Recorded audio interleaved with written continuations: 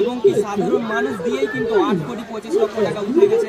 তো আর বেশি টাকা প্রয়োজন নয়। তো আমি সবাইকে অনুরোধ করবো, ভিডিওগুলো আপনারা যদি পাশে নাও থাকতে পারেন তাহলে একটা ভিডিও শেয়ার করে ওই আস্মিকা দাসকে সুস্থ।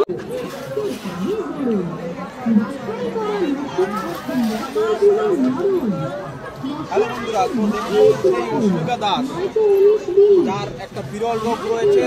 তো আমরা সবাই এগিয়ে আসছি, আপনারাও সবাই এগিয়ে আসুন এই মেয়েটার পাশে, বাচ্চা শিশুটির পাশে। তো আস্তে আস্তে কিন্তু ধীরে ধীরে অনেক টাকাই উঠে গেছে, তো কিছু বাকি আছে।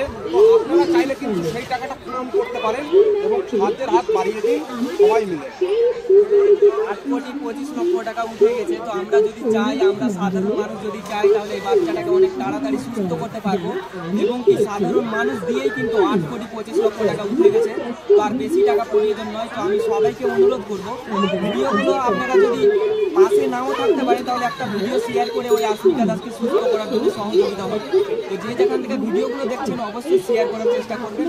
আর বাড়িতে বসে বসেও কিন্তু স্ক্যানারে আপনি ডোনেশন দিতে পারেন এবং কি ইম্প্যাক্ট গ্রুপ লিঙ্কে গিয়েও সেখানে আপনি ডোনেশন দিতে পারেন। ধন্যবাদ। একদম দাদা ভাই ঠিক বলেছে, সবাই একটু পাশে থাকবেন, শেয়ার করে পাশে থাকবেন। কিছু না দিতে পারলেও শেয়ার করলে একদিন এই টাকা পূরণ হয়ে যাবে।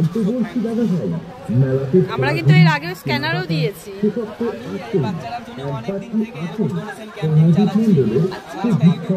ভালো, আমরাও কিন্তু অনেক শেয়ার করেছি।